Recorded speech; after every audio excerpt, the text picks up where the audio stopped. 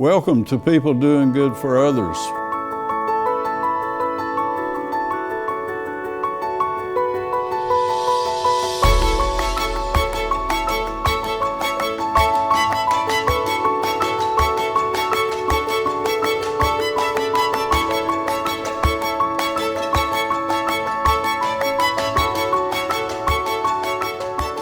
Good morning. This is People Doing Good for Others, where we honor and celebrate and hold in the light those who truly make significant contributions in our communities. We're grateful to have the sponsorship of Wilkes Communications, Riverstreet Network, and WIFM. And again, I'm Gary York, and thank you for being with us. My featured guest this morning is Dick Johnston. He's a native of Wilkes County. Today, he's the executive director of the Samaritan's Kitchen of Wilkes County. He's a wonderful advocate, a person who has a tremendous career, a graduate of the University of North Carolina, where he was a Morehead Scholar. This is going to be a great experience, so thank you for being with us. So good morning to you, my friend. Good morning, Gary. It's an honor to have you here, Dick Johnston, and we wanted to talk about stroke and stroke recovery, and you're right, a good example for us to share how we come back from adversity, if you will, Dick Johnston. Well, I'm an expert on strokes now. I had a small stroke, that's what they called it, last year, and we was in Sunday school class, and I went to shake hands with a lady who's in our same class, and my hand was just hanging down loose. It wasn't taking her hand at all.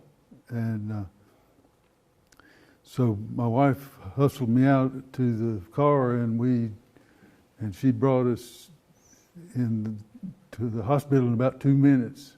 Right. And the only residual effect that I've been able to see is I can't think of the right word sometimes. I know what I'm talking about, but I can't remember the word that I'm looking for. Okay. And it makes my speech halting a little. Yeah.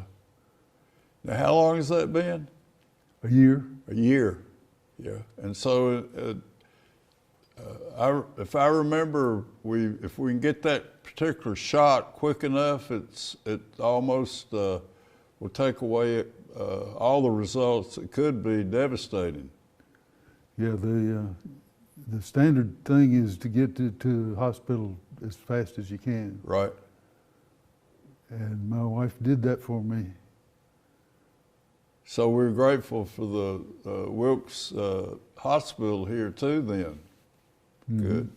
Dick Johnston, let's go back to growing up here in Wilkes County and just about childhood and some of those meaningful moments. Well, I was a city boy, North Wilkesboro, raised, my dad and mom had a place on 10th Street, and so you were growing up on 10th Street, and then tell us about starting Scouts. You were eventually an Eagle Scout. How did that happen? I just wanted to, the Scouts went camping a lot, and I liked to camp, so we had a big time. And then as I got older, still in scouting, I trained and taught the younger boys, and I learned more by being the teacher than I did when I was younger. So you taught the merit badges to the younger kids? Yeah, Morse code and all kinds of tying knots. Yeah. These Scouts, do you remember the Eagle Day, the day you received your Eagle Award? Yeah, My mother was Cub Master, and my dad was Scoutmaster, and my brother Bill was a Life Scout. Right, okay. And I got the Eagle. Oh, wow. So there was a picture of everybody in a uniform. Yeah, yeah. Was that at the Methodist Church? Yes. Your troop? Mm-hmm. Okay. Wow. Then you were a great athlete. Tell us, when did that start? Little League baseball, maybe, or? No, football. I like football. I was a running back. I wanted to carry the ball. Yeah. And get all the glory.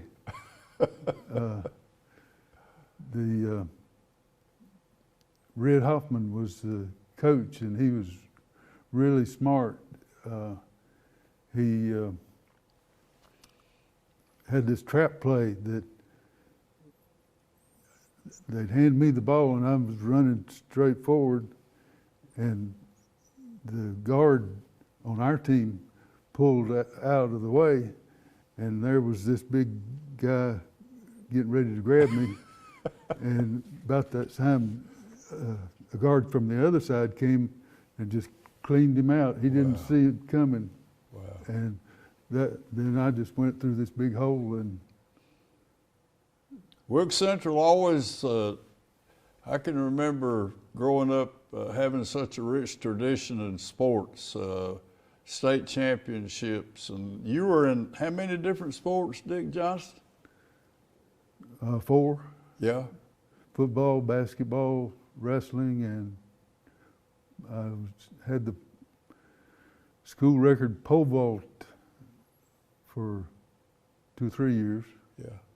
Tell us a little more about Red Hoffman. You know, I was from Mount Airy, and I'd heard about Red Hoffman for over there. You know, just he must have been a great motivator and person that kids enjoy playing for and with. Yeah, he was a great teacher, and he could inspire you. And he had an assistant coach, Junior Gross. Coach Gross was backfield coach. Yeah. And I learned a lot from him. Okay. Tell us about the other. Did you say basketball? Well, I made it my freshman year. If you played football, they wanted you to play 2 more sports to fill out the year so you'd stay in good shape. Right. And to fill out the year, I liked basketball better than I liked wrestling. But my sophomore year, the basketball coach came up to me and said, son, I believe you're going to have to try wrestling. Because I wasn't very good at basketball. Dick Johnston, you were a gifted student. And go back to starting and being a very gifted student and one who excelled in the classroom. I guess that was all the way back when you first started, you were a good student?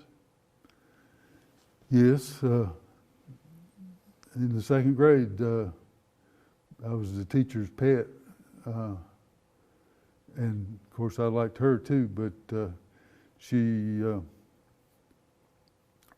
had us say a Bible verse every day before. Oh my goodness! When we start out, and it's the same Bible verse. For God so loved the world that He gave His only begotten Son, that whosoever believeth in Him should not perish but have everlasting life. Yeah. And that's, I'm glad she taught me that. 2nd grade. Wow. Who was, you had a guy that was a great Latin teacher. Oh yeah, Ray Green. Ray Green. Tell us about him. He was a character. And I like characters, but he liked the very best students in this class, and he liked the very worst students in the class. If you were in the middle, you kind of got overlooked. And I was a good one, and then there was 2 or 3 sorry ones in there, and he loved them the same. Yeah, good. So he was a great motivator and mentor, and a person that Ray Green, Martin. The Morehead Scholarship. Can you share with us, or please share with us how that came about and the application, and if you can remember the going to the competition and when you were awarded and knew that you were a winner. Just tell that story about being a Morehead Scholar. Well, they took us in, about half of us that were going to get a scholarship and the other half wasn't. Yeah. And they had the meetings in the Morehead Planetarium, and there was this room, a domed room there that had a big fancy buffet. Yeah. And the room was evidently a perfect dome, because the room was full, and I was talking, and then I heard somebody talking in my ear, and directly across the room,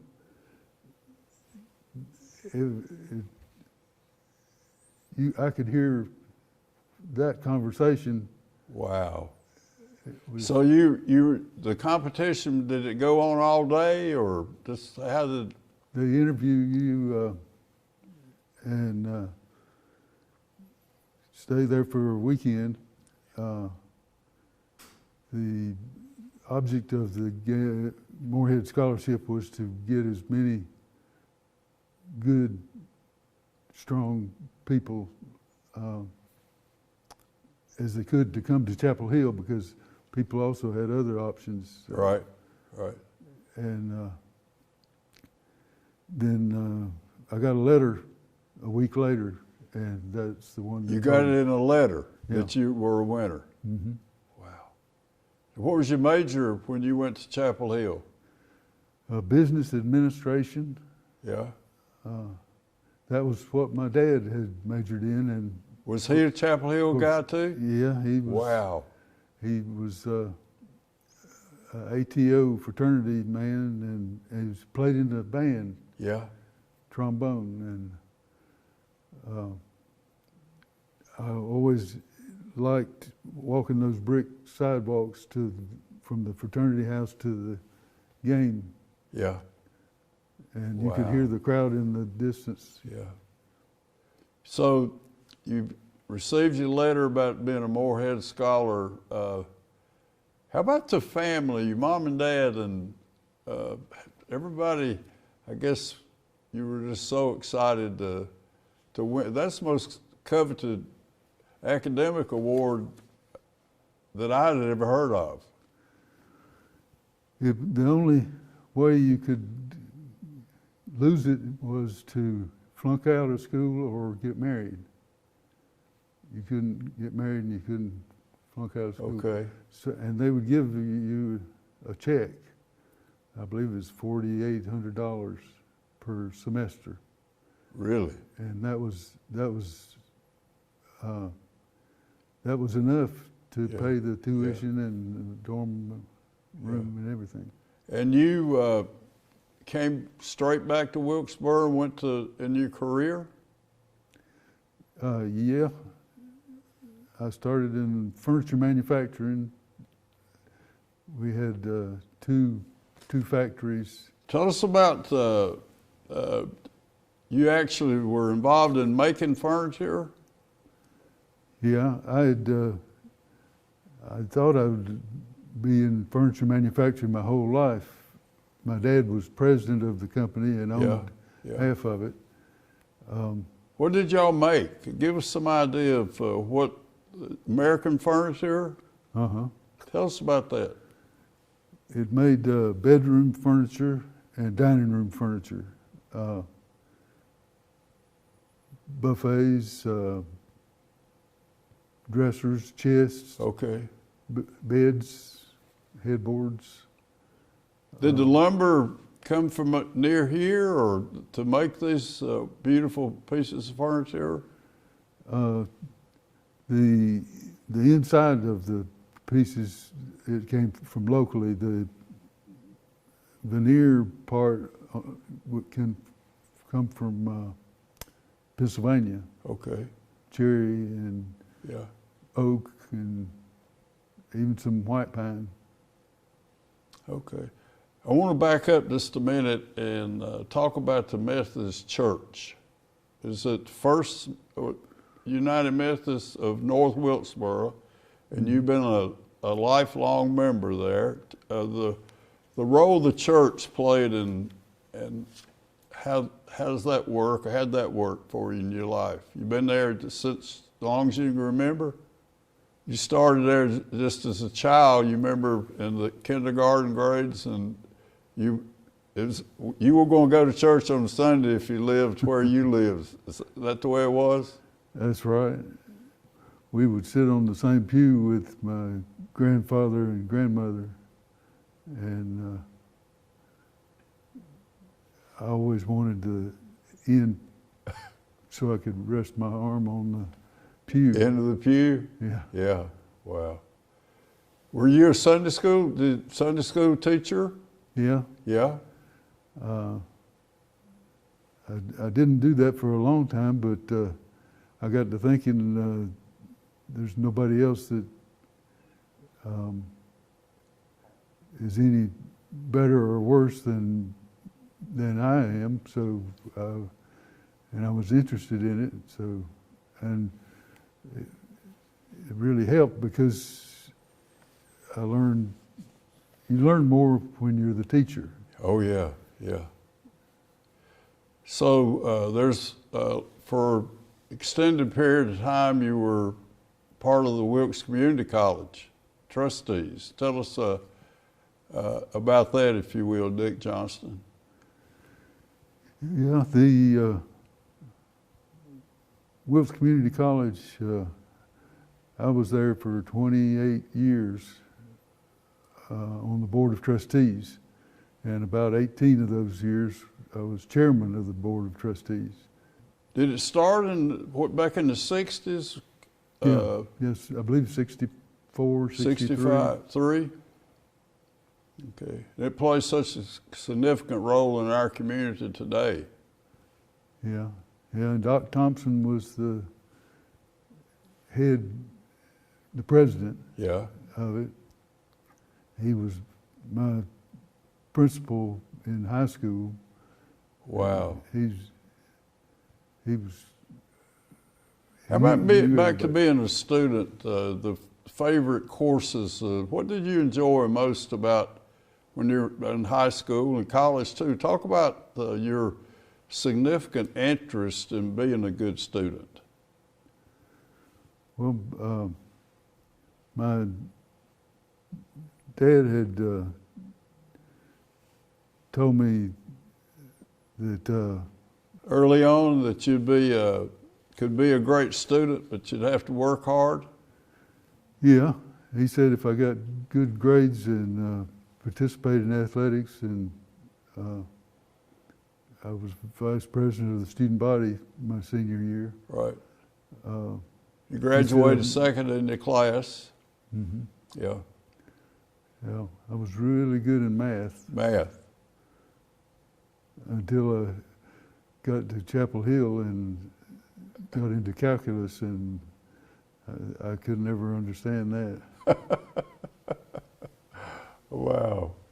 It's a good time to talk about the Samaritan's Kitchen and the role it plays in Wilkes County. And we met at the Ruby Blackburn Adult Daycare Board of Directors there, and then you became a full-time or the executive director at the Samaritan's Kitchen. So that role, if you will. Well, that's I've never had so much fun as I'm having now with this this job. It's not really a job. It's interesting that I tell people that come that there's 100 different ways we could do the same thing. So don't get locked in on just doing it this way or this way or this way. A lot of ways to do it. Yeah, and if somebody wants to do it their way, let them do it. We don't want drama. We want people to have a good time. Have a good time.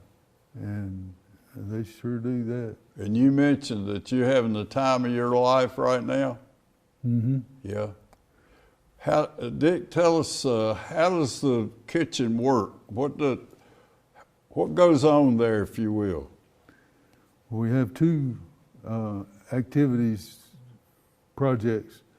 One is the backpack program, which provides 7 meals per weekend for 600 and some students.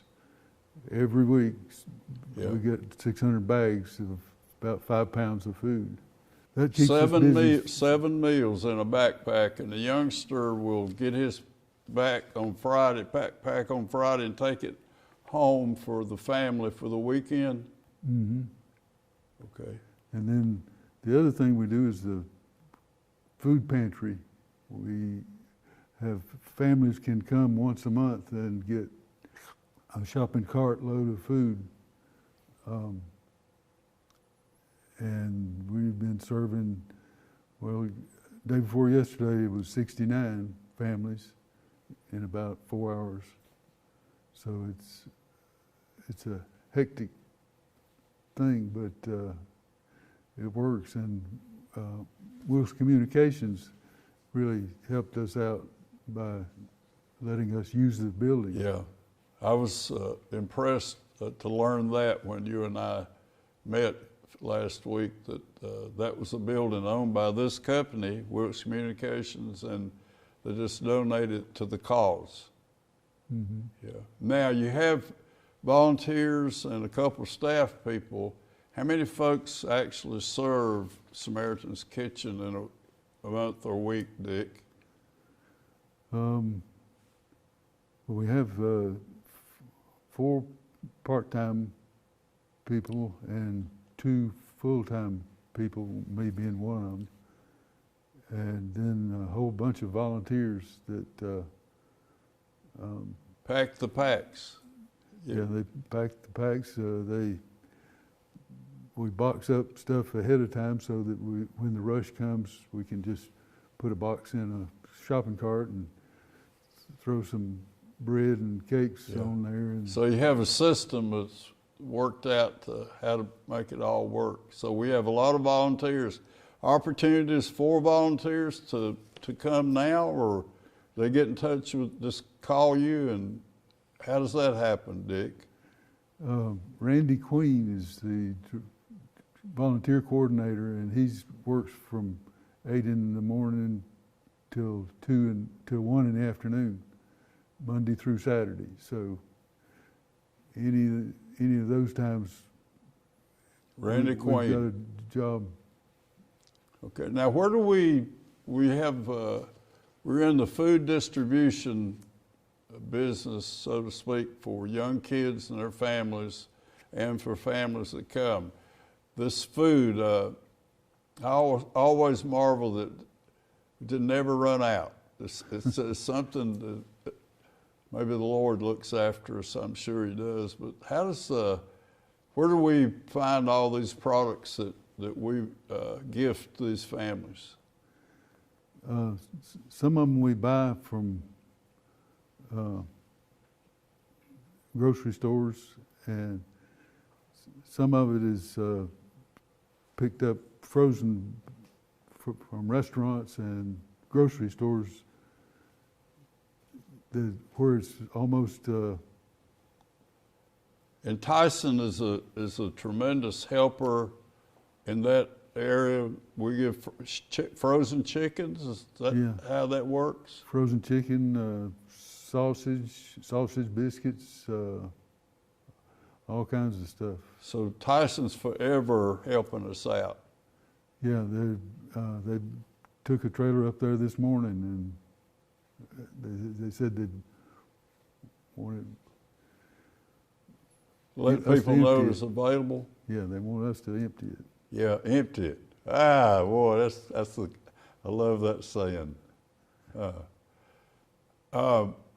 Second Harvest Food Bank, how Yeah, does that work? They're in Winston-Salem, and we have a truck that goes down there once a week. We basically just pay a handling fee. They get contributions, and they got produce too. Okay, Onions and apples and yeah. sweet potatoes and. Now we would enjoy having folks donate cash too through the kitchen. Is that that way it works, Dick? Yeah, and we like cash because we can make it go a lot farther. We can buy stuff. Rather than bring food, then bring you dollars and leave with us, and we'll do the purchasing. Yeah, we can buy food for 17 cents a pound, and we can also buy it for 7 cents a pound sometimes. Wow. Dick Johnston, you have been trained by Tyson in a seminar about raising money. And you alerted me to that, and I want you to talk about that right now, if you will. How they taught you how to be a community fundraiser? Uh-huh. Yeah? Their idea is that nonprofits, small nonprofits, need experience and expertise in. You went to Atlanta for that? Yeah. Yeah, okay. Tell us, just give us a little idea of some of the things you might have learned. Well, I've learned that if you have a capital campaign, you want to start with one person who's 30% of the goal. Yeah. And line them up, smaller ones, and then when you need the last 10 or 20%, that's when you go public and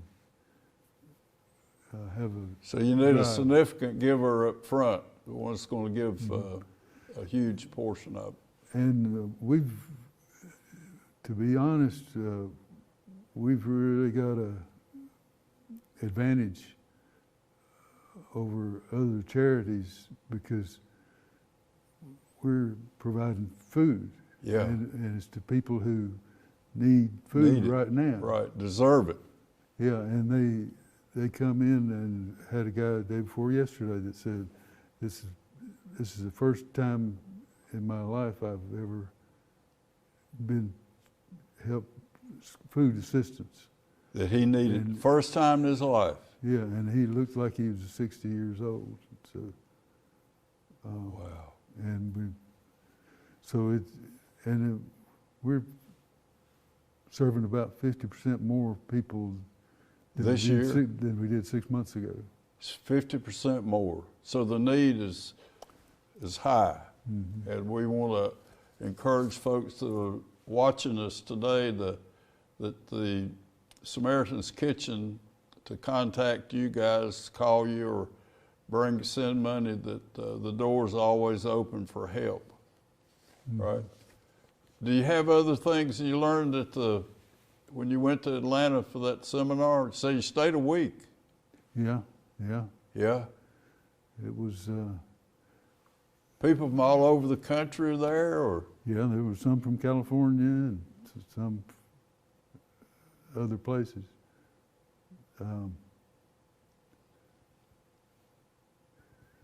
They gave us examples of thank you notes and. Thank you notes. Saying thank you is an important part of raising money.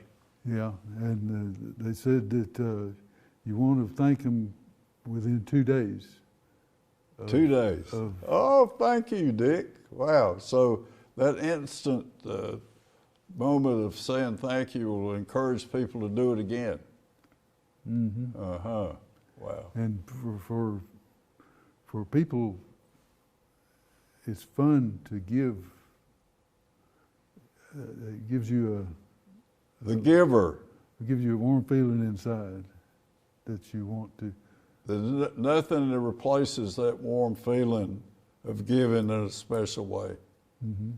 And you're affecting people that are needing help right now. Yeah. And there's a difference between helping people that are getting along okay and somebody who's just down and out.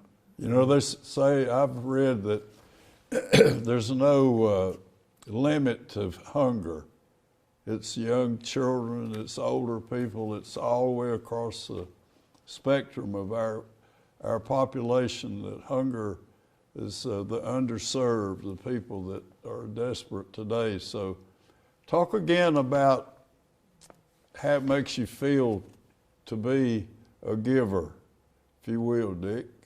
You said you get up the best feeling you've ever had. You feel better than you've ever had in your life about being there at Samaritan's Kitchen. Yeah, the clients that we serve, they've got electric bills, fuel for their car or vehicle, rent, and electric bill, I got it. So the low man on the totem pole is food. I got to pay the power bill, but Yeah. I don't have to eat. I don't have anything to eat after I do these other things. Yeah. So you've been involved in charity all of your life, so to speak, through the Boy Scouts and through the church and other community. And you're the happiest today you've been in doing with the Samaritan's Kitchen. Tell us about how you feel and your family feels to be where you are today, Dick Johnston. Well, my wife says she's so proud that she wished her daddy, who's a preacher, Yeah. had seen what we've done, and it's not just me, it's all kinds of people that. Yeah. The amazing thing to me is that we're supported, Samaritan Kitchen is supported by Wilkes County people. Right. And And they have servants' hearts. yeah. Yeah. Enjoy the giving. Mm-hmm. And there's nothing replaces that feeling. You've told me that several times today. Mm-hmm. So thank you for being here. You're such a beacon, a shining light, and you set the example for having a servant's heart, and it shows in you, Dick Johnston, that you believe in the Samaritan's Kitchen.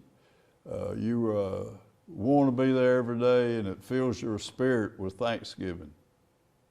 And we've got the best volunteers and staff anybody could ever want. So you work together as a team, and we want people to get involved and to give when they can, and give till it feels good. How's that? Mm-hmm. And if you need food, come see us. Come see us. 421 West. So thank you for being here today. Thank you. It's an honor to have you. Dick Johnston is our featured guest today. He's Executive Director of Samaritan's Kitchen on 421 West. He's a person of tremendous outreach, and his ministry is about making a difference in the lives of others. And thank you for being with us, and we look forward to you doing it again. And again, we thank Dick Johnston, who's a native of Wilkes, an Eagle Scout, a Moorhead Scholar, and a person of tremendous heart and soul to matter in the lives of others. Thank you very much. Until we can be with you again, to remember to help those in need, that it always will be in need, and step up and do our best. Thank you.